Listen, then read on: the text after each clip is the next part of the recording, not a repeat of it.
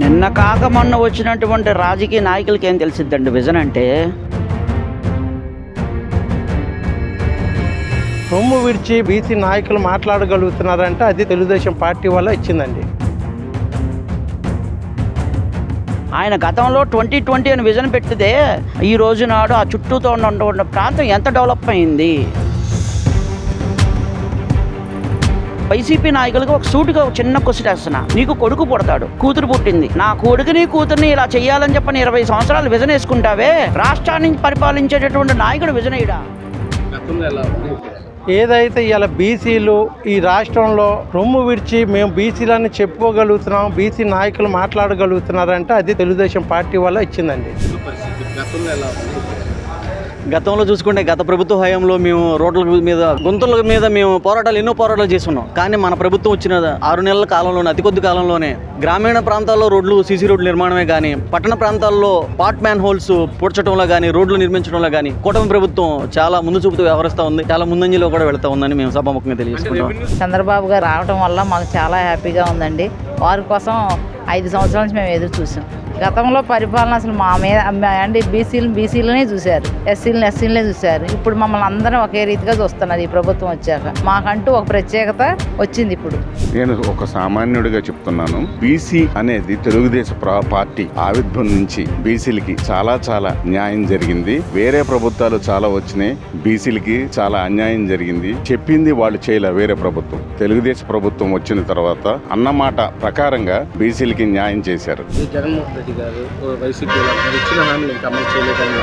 అంటే వచ్చి ప్రభుత్వం వచ్చి 6 నెలలే కదండి అయినది. 6 నెలల్లో అన్న క్యాంటీన్లు ఓపెన్ అయ్యి, గ్యాస్ వచ్చేసింది, మనకు చాలా జరుగుతున్నాయి. 6 నెలల్లోనే కావాలంటే చాలా కష్టం కదా. గత ప్రభుత్వం 2019లో వచ్చిన స్టార్ట్ అయిన ప్రభుత్వం 2020లో వాలంటరీ పోస్టులు వదిలేరు. 2023 అయినా కూడా పథకాలు అప్పుడు స్టార్ట్ అయ్యాయి. ఈ ప్రభుత్వం వచ్చి 6 నెలలే కదా అయినది, నిదానంగా అవుతాయి. 37 కల్లా రాష్ట్రంలో ప్రతి ఇంటికి కూడు గుడ్డ నీరు ఉండాలి, ప్రతి ఒక్కరు ఉద్యోగం ఉండాలి అని విజన్ అని తీసుకురావటంపై కొంచెం మంది వైసీపీ నేతలు హేళనగా ఇది పెద్ద డ్రామా అది అని మాట్లాడటంపై నిన్న కాక మొన్న వచ్చినటువంటి రాజకీయ నాయకులకి ఏం తెలిసిద్దండి విజన్ అంటే? ఆయన గతంలో 2020 అని విజన్ పెట్టితే ఉమ్మడి రాష్ట్రంగా ఉన్నది కాబట్టి హైదరాబాద్ డెవలప్మెంట్ అవడానికి ఐటీ పార్క్ ఆ రోజుల్లో పిచ్చి రోజుల్లో కడితే ఈ రోజు నాడు ఆ చుట్టూతో ఉన్న ప్రాంతం ఎంత డెవలప్ అయింది? ఆ డెవలప్ అవడానికి విజన్ అనేది అవసరం. మీకు వైసీపీ నాయకులకు ఒక సూటుగా చిన్న క్వశ్చన్ వేస్తున్నా. నీకు కొడుకు పుడతాడు, కూతురు పుట్టింది. నా కొడుకుని కూతుర్ని ఇలా చెయ్యాలని చెప్పని 20 సంవత్సరాలు విజన్ వేసుకుంటావే, రాష్ట్రాన్ని పరిపాలించేటటువంటి నాయకుడు విజనీయుడా? ఆ ఆలోచన లేకుండా ముందుకు వెళ్ళగలుగుతారా? ఏమయ్యా, ఆ రోజు 2020లో చెప్పాడు కాబట్టే ఈ రోజు నాడు హైదరాబాద్ అగ్రస్థానంలో ఉంచగలిగింది. అదే చంద్రబాబు నాయుడు గారు 2047 అని చెప్పిన విజన్ వేశాడు. ఆ 2047లో నేను ఉంటానో లేదో తెలియదు, కానీ నా పిల్లల భవిష్యత్తు కార్యాచరణ అమరావతిలో చూడగలుగుతారని చెప్పి ఘంటాప్రదంగా నేను చెప్పగలుగుతున్నాను.